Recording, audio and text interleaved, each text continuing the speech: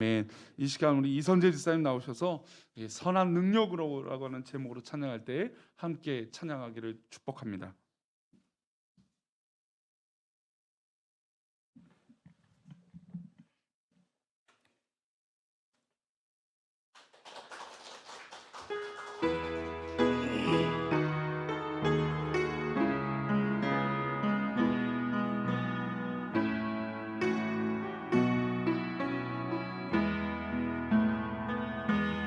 그 선한 힘에 고요히 감사하여 그 놀라운 평화를 누리며 나 그대들과 함께 걸어가네. 나 그대들과 한 해를 여네. 지나간 허울 어둠의 날들이 무겁게 내 영혼 짓눌러도 오 주여 우릴 외면치 마시고 약속의 구원을 이루소서. 선한 힘이 우릴 감싸시니 믿음으로 일어나릴 기대하네. 주 언제나 우리와 함께 계셔. 하루 또 하루가 늘 새로워.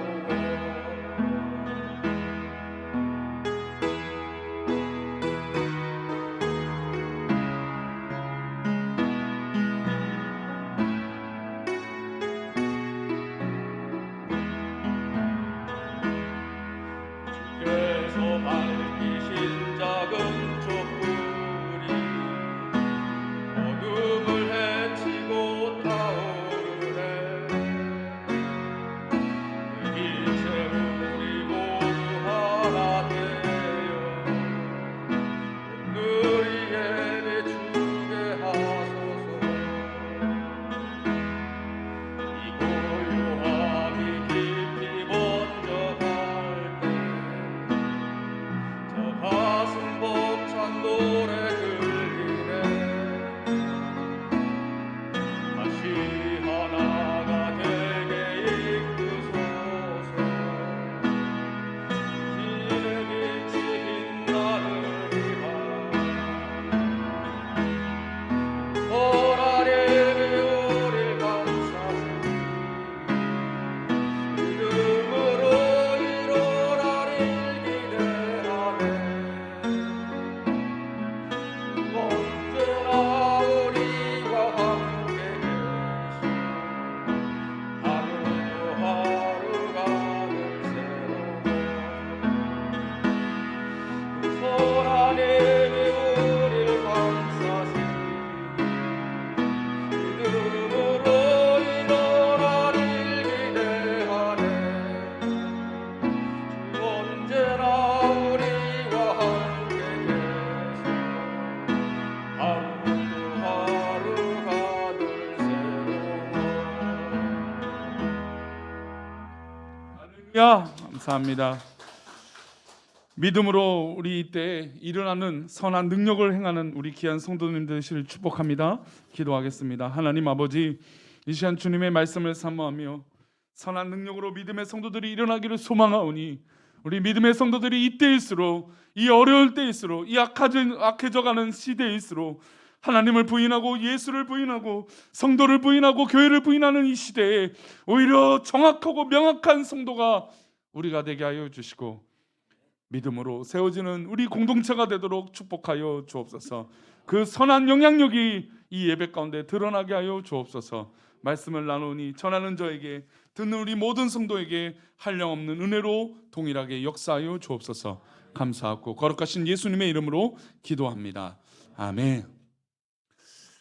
말씀드린 대로 이제 진짜 연말 연시고 날씨도 이제 제법 추워졌습니다. 그래서 아침 기온과 물론 오후에도 한 15도까지 올라가는 경우도 있지만 일교차가 커지고 이제 새벽에는 거의 이제 이번 주에는 이제 영하의 날씨로 추운 날씨가 이어진다고 합니다. 이때일수록 건강 잘 유의하시고 또 믿음 안에서 또 강건하시기를 축복합니다.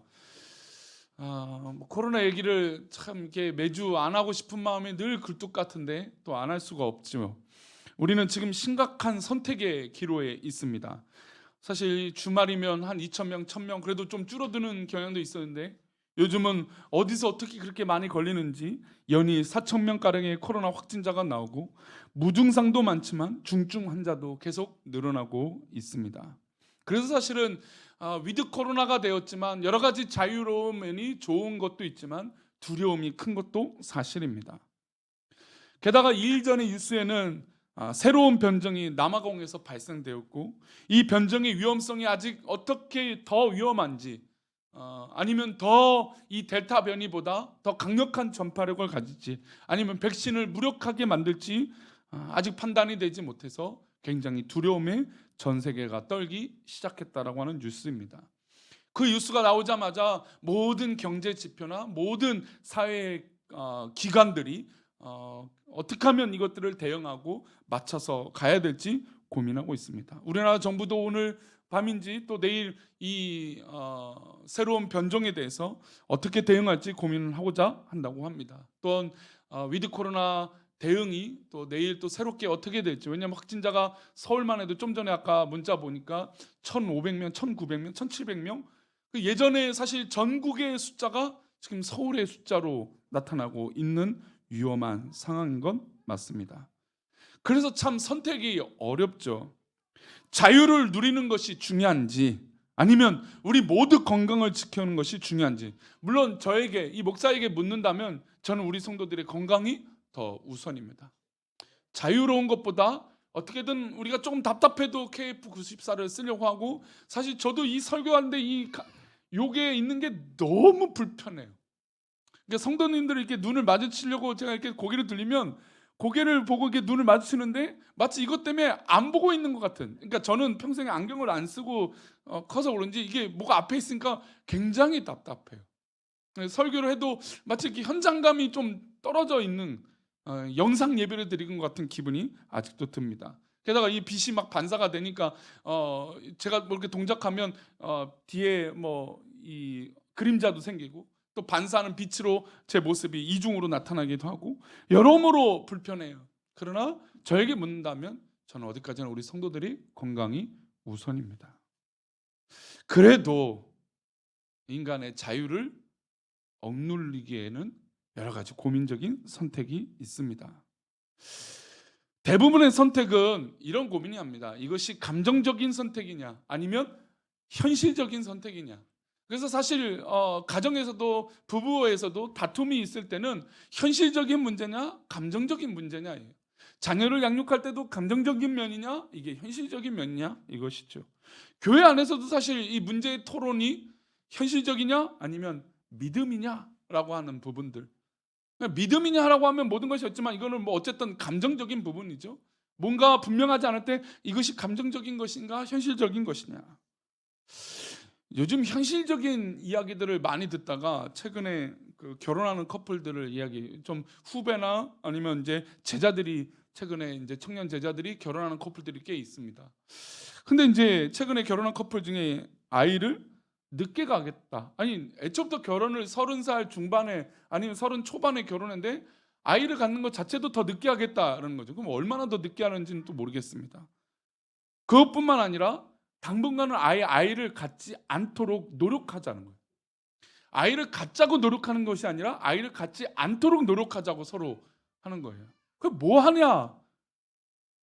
이 행복한 가정생활가 하나님께서 축복해 주신 둘이 한 몸 되게 하신 놀라운 은혜를 잊고 그럼 과연 무엇이 즐거움이냐? 무엇이 행복이냐? 돈을 벌겠다는 거예요. 돈을 벌겠다.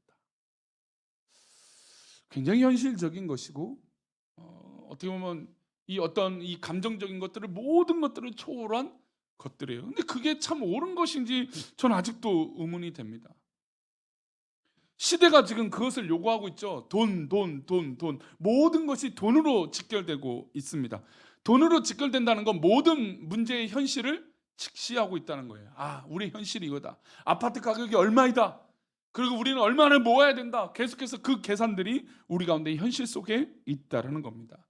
그 현실을 쫓아가기 위해서 많은 사람들이 노력합니다. 근데 사실 이 노력해도 되지 않는 범위까지 있기도 하죠. 이런 인간이 고민할 수 있는 두 가지 관점, 그러니까 현실과 감정, 이 고민을 어떻게 해야 되는지 오늘 본문은 분명하게 말씀하고 있습니다. 적어도 믿음의 성도에겐 이렇게 하라고 말씀하고 있죠. 예수님과 제자들에게는 엄청난 현실적인 어려움이 다가오고 있었습니다. 우리 1절 말씀 읽어보겠습니다. 1절 말씀 화면을 보시고 함께 읽겠습니다. 있습니다. 시작. 이틀이 지나면 유월절과 무교절이라 대제사장들과 서기관들이 예수를 흉계로 잡아 죽일 방도를 구하며, 얼마 전에 예수님이 예루살렘에 올라가실 그 상황만 해도 수많은 사람들이 달려들어서 다윗의 자손이여 예수님 예수님 하고 축복하고 좋아했습니다. 얼마나 감사해요. 그러나 제자들과 예수님은 알고 있어요. 저 무리들 중에 예수님을 잡아갈 것을 알고 있고 예수님을 어떻게 하면 죽일까 하는 사람들이 있다는 것을 알고 있습니다. 예수님의 공생애가 진행되면 될수록, 즉 예수님이 인기를 얻으면 얻을수록, 사람들이 주목을 받으면 받을수록 예수님을 어떻게 하면 죽일까 하는 사람들이 계속해서 드러나고 있었습니다.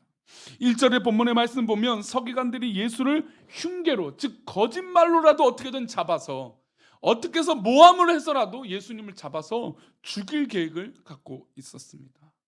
실제로 예수님은 자기가 곧 있으면 죽게 된다라고 하는 말씀도 제자들에게 하셨습니다. 그러니까 제자들이 막 사람들이 몰려들 땐 좋긴 하지만 이게 진짜 좋은 것이 아닐 수도 있다는 것을 점차 느끼고 있었다는 것이죠. 예수님이 유명해지면 유명해질수록 그에 따른 부담감이 커지기 시작했다는 겁니다. 사실 이제 연예인들이 그렇죠. 연예인들이 마치 돈을 막 벌 수 있고 많이 벌 수 있고 화려하고 스포트라이트를 받고 하면 할수록 어떻게 될까요?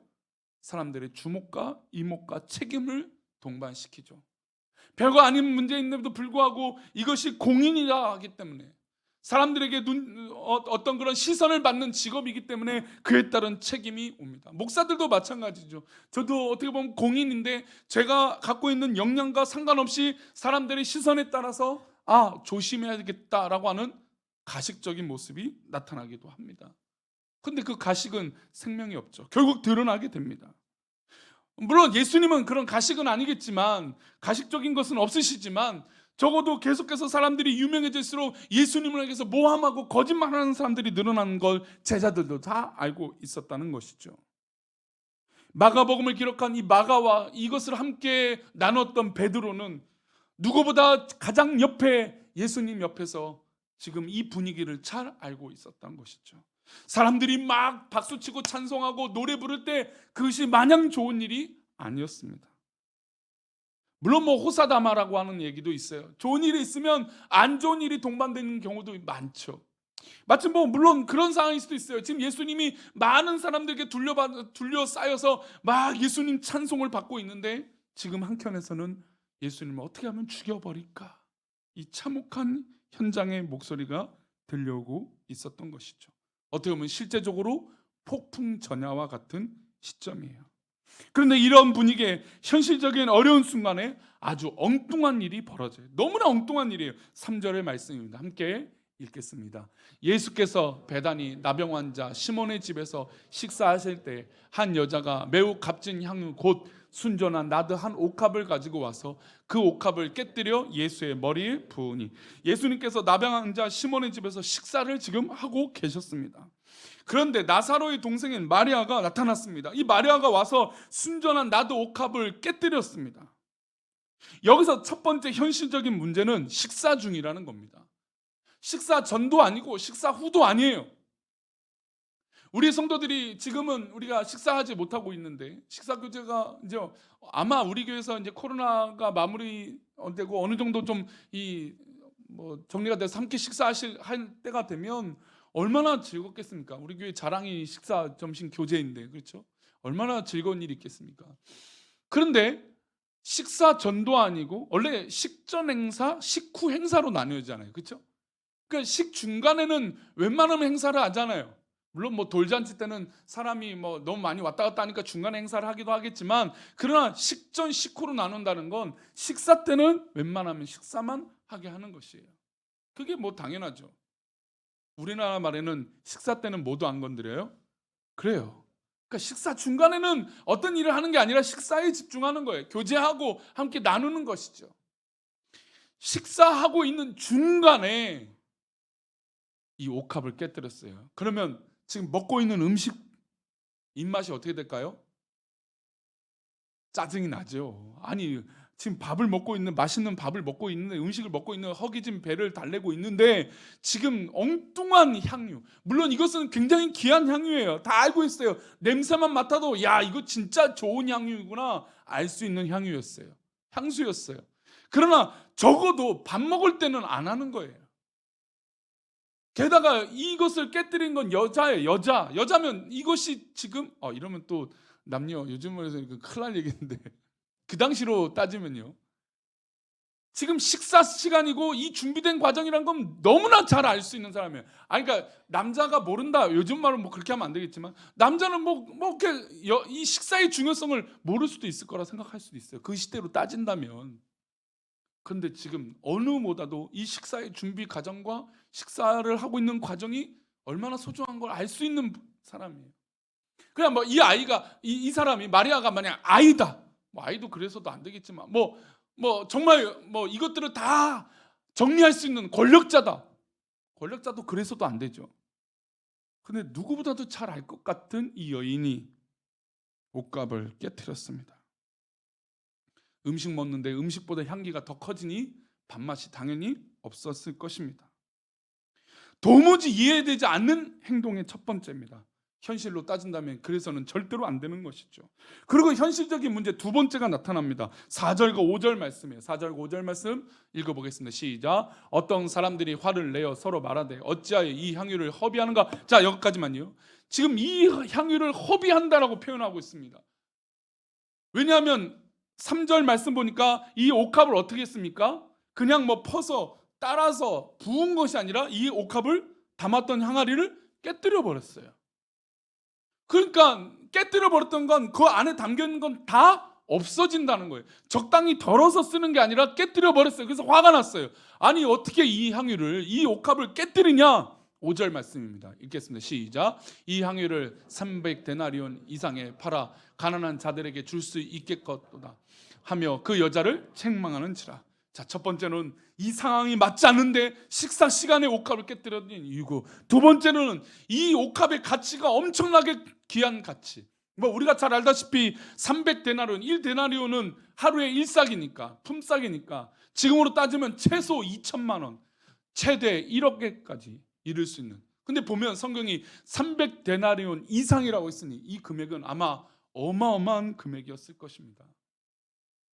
이 금액을 그냥 깨뜨려 버리고 그것을 주님께 바르고 있는 저 여인을 주변의 사람들이 욕하고 있는 것이죠. 화가 났어요. 아니 저 옥합을 팔아서 가난한 사람들에게 도우면 더 좋은 일을 할 수 있는데, 자 말씀드리는데 이것은 어떤 문제입니까? 현실적인 문제예요. 아무리 저기 예수님이 계시지만 이 현실적인 문제를 따져보면 우리 머릿속엔 계산이 듭니다. 아 그래 이것을 조금이라도 다 깨뜨리지 말고 조금 담아놔서 예수님을 위해서 할 수도 있어. 근데 조금 구별해놓고 조금 남겨놔서 요거를 조금이라도 팔아버리면 이거 엄청난 건데 저거를 왜 다 깨뜨려 버리냐 이거죠. 그리고 더 좋은 가치, 현실적인 계산은 이 옥합을 팔아서 가난한 사람들을 돕는다면 더 많은 일들을 할 수 있는데, 더 좋은 일을 할 수 있고 더 선한 일을 할 수 있는데 어떻게 저렇게 깨뜨려 버리느냐, 허비하는가 버리느냐라고 말하고 있는 것이죠. 그래서 그 여인을, 그 마리아를 책망하고 있는 것입니다. 이 값비싼 향유를 그냥 허비하는 것 같이 보이니 도무지 사람들은 이해할 수 없었습니다. 어떤 사람은 옆에서 한마디 건넵니다. 야 저거 뭐 말이 돼? 지금 밥 먹는데 저게 지금 무슨 짓이야? 비싼 향유 팔아서 한 사람 도와주고 되고 교회가 왜 저래? 뭐 저렇게 꼭 그렇게까지 해야 돼? 막 이런 얘기를 합니다. 아마 우리 어른들은 그런 얘기를 종종 신앙생활 열심히 하실 때 많이 들었을 거야. 꼭 그렇게까지 해야 돼요? 그렇게까지 해야 됩니까? 가난한 사람 도와주면 100번, 1000번 좋은 일 아닙니까? 우리도 내년에 우리 교회가 예산을 잡아서 진짜 이제는 어려운 사람, 또 힘든 사람, 고통당하는 사람을 도와주기 위해서 예산을 잡습니다. 제가 이 예산을 잡는 것에 대해서 1월 달 내내 어떻게 우리가 주변을 도울 수 있을지 말씀을 나눌 것이에요. 성도님들 한번 대답해 보시겠습니까? 이 향유를 팔아서 가난한 사람들 도와주면 100번, 1000번 좋은 일 아닙니까? 맞습니까? 틀립니까? 맞죠, 이야기가. 그런데 또 한편으로는 예수님께 한 거니까 맞다고 할 수도 있죠, 이 여인의 행동이. 그러나 또 좋은 일로 본다면 저 여인의 행동이 틀리다라고 말할 수 있고 잘못됐다라고 얘기할 수도 있습니다. 다 옳은 이야기죠. 그렇다면 다시 이 질문을 우리 성도님들에게 해보고 싶어요. 그렇다면 우리 성도님들은 성도님들의 옥합을 깨뜨릴 수 있습니까? 성도님들이 갖고 있는 그 귀한 옥합을 이 마리아처럼 깨뜨릴 수 있습니까? 그러면 이 질문이 내 질문이 되면 이제 맞고 틀리고의 문제가 아니에요. 지금 이 여인의 문제니까 우리가 저것이 잘 됐다, 못 됐다, 안 됐다 라고 평가하고 있을 수 있지만 이 마리아의 입장이 만약에 성도님들의 입장이라면 옥합을 깨뜨릴 수 있냐 이것이에요. 마리아니까 헌신할 수 있다고요? 아니에요. 믿음의 성도들은 모두 다 주님 앞에 헌신해야 돼요. 그런 관점으로 다시 한번 질문한다면 성도님들 옥합을 깨뜨릴 수 있냐 이것이에요. 헌신은 성도라면 당연히 주님 앞에 해야 되는 것입니다. 그래서 예수님은 현실적인 문제를 지적하는 저들에게 향유를 깨뜨린 마리아를 향해 말들을 들으시고 이렇게 말씀하십니다. 6절이에요. 6절 말씀 읽겠습니다. 시작. 예수께서 이르시되 가만두라. 너희가 어찌하여 그를 괴롭게 하느냐. 그가 내게 좋은 일을 하였느니라. 성도님들, 헌신은요, 믿음은요, 주님을 좋게 하는 일인 줄 믿습니다. 우리가 누구를 위해서 좋게 하는 것이 아니에요. 목사를 좋게 하기 위해서도 아니고 교회를 위해서도 하는 것이 아니에요. 물론 교회가 머리이신 예수님이니까 교회를 위해서 한다는 의미로 예수님을 바라본다면 그것은 좋은 것이지만 교회 그 자체가 우상이 되어서 교회를 위해서 헌신하는 건 아니에요. 목사도 역시 하나님의 길을 준비하고 성도님들에게 제시하니까 목사의 뜻에 따르는 것도 좋은 것입니다. 그러나 목사만을 위한 것이 헌신이 아니에요. 헌신은 어디까지나 주님을 좋게 하는 일입니다. 헌신은 그래서 현실이 아니에요. 헌신은 그래서 감정도 아닙니다. 헌신은 오직 주님께 하는 것이기에 어떤 현실적인 계산도 어떤 감정적인 요소도 중요한 것이 아니에요. 우리 성도님들은 분류가 그렇게 나눠지겠죠. 사람들은 대부분 현실적이냐 감정적이냐 얘기해요. 감성적이냐. 그러나 헌신은 그런 현실적인 것과 감성적인 것은 아무것도 중요하지 않아요. 오직 주님 앞에 좋게 하는 것이죠. 성도들이 너무나 수고한 시간을 보내고 저도 내 마음속에 우리 성도들이 그 어려운 시간 17년도 18년도 그 어려운 시간들, 또 재개발로 인해서 19년도 20년도 그 어려운 시간들, 또 21년 20년이 됐는데 또 코로나로 또 2년, 지금 어떻게 보면 너무나 어려운 시간이 수년째 지속되고 있어요. 그래서 목사로서 너무나 감사하지만 안타까운 마음, 또 속상한 마음도 있어요. 이 속상한 마음, 우리 성도들이 너무나 고생했기 때문에, 이 귀한 성도들을 함부로 하는 것이 너무나 속상했기 때문에 어떻게 하면 우리 성도들을 위로할까? 어떻게 하면 우리 성도들에게 응원할까? 아, 괜찮습니다 라고 목사가 힘들어도 말을 해야지 라고 하는 생각이 들었습니다. 하지만 제가 이 본문을 다시 한번, 우리 마태복음 때도 이 본문을 설교한 적이 있어요. 근데 다시 한번 제 마음 가운데 제 마음을 두드리는 건, 이 목사의 마음이 성도들을 위로하고 사랑하는 건 사랑하는 것이고 헌신은 헌신이라는 것이죠. 헌신은 주님 앞에 하는 것이고 우리 성도님들이 주님 앞에 하는 것인데 그것을 누구도 막을 수 없다라는 것입니다. 마리아가 다른 사람에게 좋게 하는 일이 아닙니다. 마리아는 철저하게 주님께 좋은 것을 하는 것입니다. 이게 헌신이에요. 목사에게 순종하라고요? 헌금을 교회 앞에 하나요? 수고와 봉사를 사람들 앞에 보라고 하는 걸까요? 아닙니다. 주님 앞에 하는 것이에요. 그래서 주님은 이 마음을 이렇게 말씀하세요. 7절의 말씀입니다. 함께 읽겠습니다. 가난한 자들은 항상 너희와 함께 있으니 아무 때라도 원하는 대로 도울 수 있거니와 나는 너희와 항상 함께 있지 아니하리라. 그러니 헌신할 수 있는 기회가 많다는 걸까요? 적다는 걸까요? 우리에게 시간이 많은 것 같죠? 우리에게 기회가 많은 것 같죠? 헌신할 수 있는 일이 많을 것 같죠? 아닙니다. 그렇게 기회가 많지 않아요. 우리 성도님들 인생을 돌아보십시오. 그렇게 기회가 많았습니까?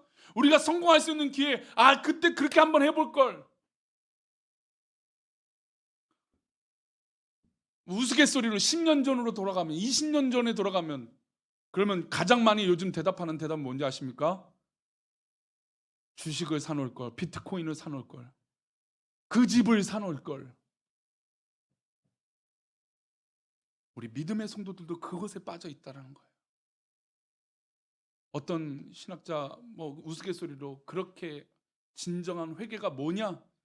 진정한 헌신이 뭐냐? 진정한 회개가 뭐냐? 하고 말씀하세요. 이런 말씀하면서 그때는 우스갯소리인데 이게 점점 저에게는 현실로 다가옵니다. 진정한 회개가 뭐냐? 우리의 주머니의 회개가 진정한 회개다라는 거예요. 저는 요즘 세대들을 보면서 점점점 느껴요. 아니 사실 우리 여기서 정말 어려운 분은 몇 분 안 돼요. 우리 교회로 따진다면 우리 교회 성도들 중에서도 정말 먹고 살고 사는 문제에 어려움이 있다는 분 몇 분 안 돼요. 있죠. 근데 대부분이 먹고 사는데 문제 없습니다. 근데 우리는 아직도 없다의 현실적인 문제에 치우쳐 살고 있어요. 물론 이 부분을 인간적인 면으로 극복하라고 하는 말씀이 아니에요. 그런 헌신을 누구 앞에 하라는 것이죠? 기회가 없습니다. 우리 주님 앞에 하라는 것이죠. 마음의 감동이 있습니까? 주님 앞에 하시라는 것이에요. 아무도 기억하지 못해도 돼요. 왜냐하면 우리의 회개는, 우리의 구원은 오직 주님만이 알고 계시기 때문이에요. 그러니 목사에게 잘 보이시지 않아도 돼요. 제가 이 얘기는 누누이 말씀드립니다. 반전이 일어나죠. 이렇게 축복된 헌신이 있는 반면에 어떤 부류가 또 나올까요? 아주 현실적인 사람이 등장해요. 10절 말씀입니다. 읽겠습니다. 시작. 12 중에 하나인 가룟 유다가 예수를 넘겨주라고 대제사장들에게 가매. 11절입니다. 그들이 듣고 기뻐하며 돈을 주기로 약속하니 유다가 예수를 어떻게 넘겨줄까 하고 그 기회를 찾더라. 보십시오. 나는 너희와 항상 함께 있지 아니하리라. 물론 우리 주님은 날마다 우리와 함께 하시지만 우리가 헌신할 수 있는 이 기회는 많지 않다는 거예요. 그런데 지금 가룟 유다의 이 현실적인 예수님을 팔아버리는, 왜냐하면 예수님을 잡으려고 하는 사람들이 있으니까 명분 있죠. 사실 근데 그렇게 돈을 받았다고 받을 수 있겠습니까? 근데 명분이라는 게 생기는 게 참 무서운 거예요. 가룟 유다가 예수님을 팔아버리는 이 명분, 돈을 받으면, 은을 받으면 괜찮겠다라고 하는, 돈을 받을 수 있겠다라고 하는 그 약속에 예수님을 어떻게 넘겨줄까 지켜봤습니다. 근데 성경에 이 표현이 나와요. 그 기회를 찾더라. 헌신할 때, 위기가 왔을 때 이겨낼 수 있습니다. 주님 앞에 나아갈 때 우리의 약함이 주님의 은혜로 강해지는 것입니다. 그러니 우리는 기회가 있다면 헌신하는 기회로 여러분들의 시간이 변화되기를 축복합니다. 이렇게 현실적인 시대에 감정의 상처가 많은 건 더 아이러니한 거 아닙니까? 얼마나 현실적이에요. 얼마나 계산적인 시대예요. 그런데 오히려 감정, 내 마음의 상처를 받고 내 마음의 우울감이 더 커지는 사람들이 오히려 더 많아져요. 그래서 어떤 사회학자는 이렇게 말합니다. 낭만이 없는 시대. 그래서 복고풍이란 게 계속 반복돼서 유행해요. 왜요? 과거에 했던 것이 더 좋거든요. 과거에 누렸던 것들, 게임들, 저에게도 오락실 게임이 우리 사무실 앞에 있는데, 오락실 게임 보면 오락실 게임 갤러그, 테트리스 아십니까? 우리 성도님들 워낙 경관해서 어렸을 때 오락실을 안 가보셔서 모르겠지만 그런 게임들 요즘 다시 유행해요. 한켠에 얼마 전에도 유행했던, 전 세계적으로 유행했던 드라마에도 우리가 어렸을 때 놀았던 구슬치기, 오징어 게임 이런 게 나와요. 제목을 말해버렸네요. 게임이 나왔는데. 근데 사람은 현실적인 것 같은데 감성을 잃어버릴 수 없어요. 그런 감정이 귀하거든요. 근데 오히려 이상하지 않습니까? 이렇게 더 잘 먹고 잘 사는데 통계적으로 우울증, 또 자기한테 실패감, 이상하지 않아요? 이런 현실적인 시대에 오히려 감정의 상처가 더 깊어지고 있다는 건 우리의 주어진 시간과 기회가 잘못 사용되어지고 있다는 것이에요. 우리가 오직 주님 앞에 헌신하면 주님은 우리를 기억하고 계실 줄 믿습니다. 그래서 9절에 주님은 명확하게 말씀하세요. 헌신하는 그 마리아를 향하여. 함께 읽겠습니다. 시작. 내가 진실로 너에게 이르노니 온 천하에 어디서든지 복음이 전파되는 곳에는 이 여자가 행한 일도 말하여 그를, 할렐루야, 우리의 수고와 우리의 헌신과 우리의 찬양과 우리의 예배는 다른 사람이 알아주는 것이 아니라 우리 주님이 기억하고 계시는 것입니다. 그래서 헌신의 가치가 더 귀한 거예요. 우리가 헌신하다 보고 봉사하다 보면 사람들이 알아주지 못할 때 있어요. 속상하죠. 목사도 알아주지 않아서 저도 우리 성도들이 제가 얼마나 애쓰고 있는지 알아주기를 바랄 때가 있습니다. 그런데 그 인간적인 기대는 우리에게 상처가 될 때가 있어요. 하지만 우리 주님이 우리를 기억하고 계신다는 이 놀라운 명제는 오늘도 우리는 헌신할 수 있는 기회가 생기가 되는 것인 줄 믿습니다. 그러니 철저하게 누구를 바라봐야 될까요? 예수를 바라봐야 돼요. 때로는 현실보다 낭만보다, 때로는 낭만보다 현실일 수는 있습니다. 하지만 우리의 순간을 온전하게 하시는 예수를 바라보는 것인지 믿습니다. 우리 마지막으로 히브리서 12장 2절입니다. 함께 읽겠습니다. 우리 화면을 보시고 함께 읽겠습니다. 시작. 믿음의 주여 또 온전하게 하시는 이인 예수를 바라보자. 그는 그 앞에 있는 기쁨을 위하여 십자가를 참으사 부끄러움을 개의치 아니하시더니 하나님 보좌 우편에 앉으셨느니라. 우리 주변의 성도님들이, 아니 또 뭐 주변의 사람들이 헌신할 때 아이고 뭐 그렇게까지 해, 아이고 뭐 저렇게까지 해, 아이고 뭐 또 믿지 않는 사람들이 아이고 저 미친 행동이 있고, 아이고 정신 나간 사람들이구나, 아이고 그냥 광신도들이구나, 그렇게 우리를 부끄럽게 만들지 모르겠습니다. 또 이 코로나 시대에 얼마나 이단과 사이비들이 드러나서 그냥 교회라고 하면 다 이단과 사이비래요. 그런 부끄러움들이 우리 가운데 있어요. 그러나 그 부끄러움이 우리에게 중요한 문제가 아니에요.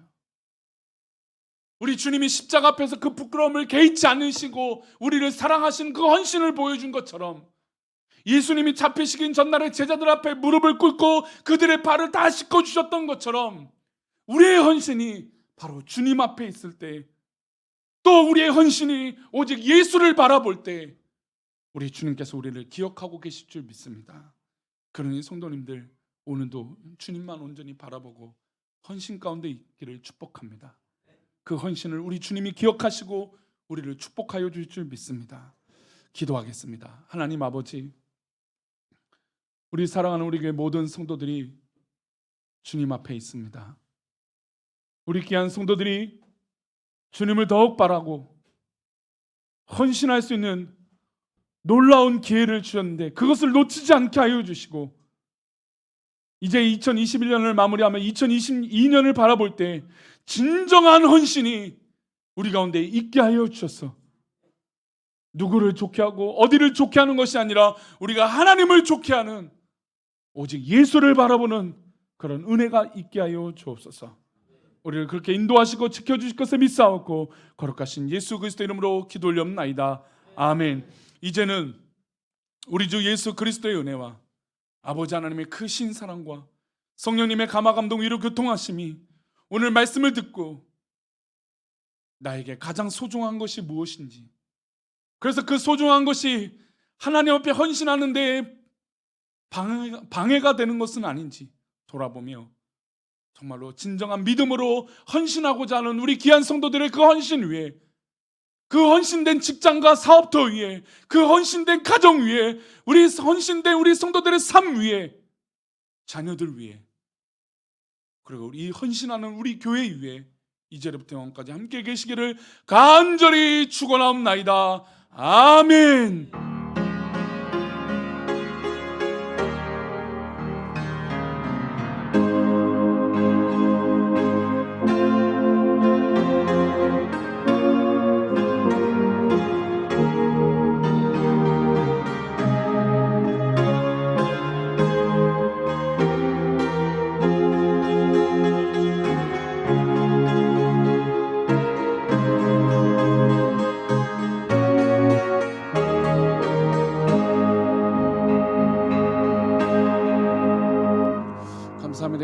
수고하셨습니다. 오늘 한 주간도 승리하시길 축복합니다.